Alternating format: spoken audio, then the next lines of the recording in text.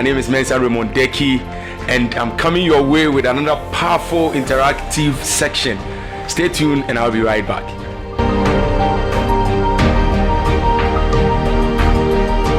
Hello guys, welcome back. This is Mission 360, the interactive section, and of course today I have something on the desk.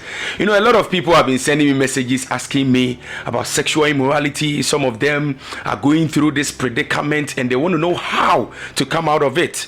And today I'm led by the Spirit to come your way. But you know, we can't know sexual immorality without knowing what sex is. You know, a lot of people think that the Bible and even God is silent on sex. Now the word sex happens in the Bible over 70 times, or the Bible used the word sex over 70 times in scriptures. And today I just want us to look at a biblical perspective of what sex is. Now, like I said, a lot of people want to know how to come out of it.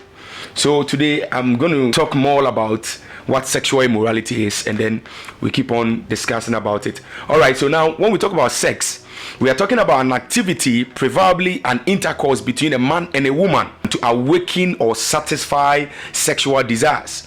So when we're talking about sex, when you see sex, or when the Bible or sex is mentioned anywhere, it's known to be the fundamental definition about what sex is an intercourse between a man and a woman, just to awaken or arouse their sexual desire or feelings. That the Bible talks about sex.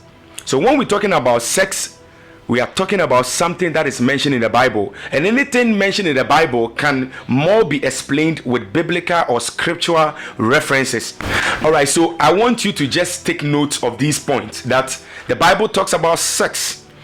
Sex isn't sex if the rules governing it is breached. So there are laws or rules governing it. It is instituted by God. That is why I'm saying the Bible also make references or use the word sex. So the moment it is breached, or the conditions and rules governing it is breached, it means that there is something wrong. So God doesn't condemn it. It means that God does not condemn sex. It's in the Bible. I know somebody is saying hooray, but that does not mean once the Bible mentioned and God, doesn't condemn it, it means that you should indulge yourself to do it in the opposite way. So now we'll come to that. You know, the Bible also mentions sex, like I said.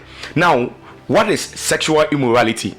I said a lot of people call me and say, Evangelist, I used to be on fire for God until this thing happened to me. I masturbated, I watched pornography, I fornicated, I committed adultery. Now all these systems are put together and we call it sexual immorality. Now, once we've discovered the meaning of sex, it means that sex is not something literal. You can't just take it lightly and just define it and run away.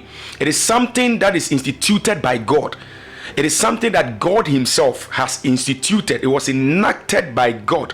So you can't just wake up one day and decide to even define it outside the relegations or the rules of God. It can't work. It can't work. So if you are in this predicament, we have to know how it came into existence, the purpose of it, God's reason and God's purpose for sex. So let's come to sexual immorality. So when we talk about sexual immorality, we are talking about an act of neglecting and defiling God's law governing sexual relations. So we've known that sex is a union, it's an intercourse between a man and a woman. God instituted that. Now, the moment a man breaches or breaks the conduct governing it, now it becomes sexual immorality. It becomes a sexual sin. It means that the person has broken the law that is governing sex. So sexual immorality, today I'm telling you, the devil is using this institution, this government, to bring down a lot of Christians, to pull down, and then he's letting this break the fundamental, or the spirit life of a lot of people. Sexual immorality. And I told you, a lot of people send me messages. I think this year, most of the messages people are sending is centering around sexual immorality. And some of them, they were high time believers, they were deeper Christians, and all of a sudden the devil just lured them into it, and that was it. But hey, there is a backup plan from God for you if you only obey it. So when a man defiles or a man neglects the law governing sexual relations, it is sexual immorality. Any activity outside what God has given to us, any way, any method, no matter what you might have learned from school, academics, or sometimes people try to use the systems of the world and then the knowledge and wisdom of the world. But listen, all things that God says in scriptures, whatever God has said to humanity, is what would hold. Not about what we have learned from this world. It's about what God is saying. So sexual immorality is when somebody defiles or breaks the rules and then the laws governing sexual relations. Now, there are forms of sexual immorality. Now, there are forms. What I mean is that there are systems, or there are factors, or there are certain things that a man will do that will claim or will say that this is sexual immorality. Now, the first form I would want to talk about is our thoughts. Now, people are able to commit sin, sexual immorality, by their thinking. Jesus said it in the book of Matthew chapter 5 and verse 28. He says that, "But I say unto you that whosoever looketh on a woman to lust after her had committed adultery with her already in his heart." So when we're talking about sexual immorality, it's not only by action, I'll come to that, but it's also about our thoughts, our thinking. That is why the Bible says in the book of Romans that we should renew our mind. In the book of Colossians chapter 3 and verse 1 to 3, the Bible says that if we have been raised with Christ, we therefore sit on the right hand of God. Meaning that we should think about things which are in heaven, not things which are on earth.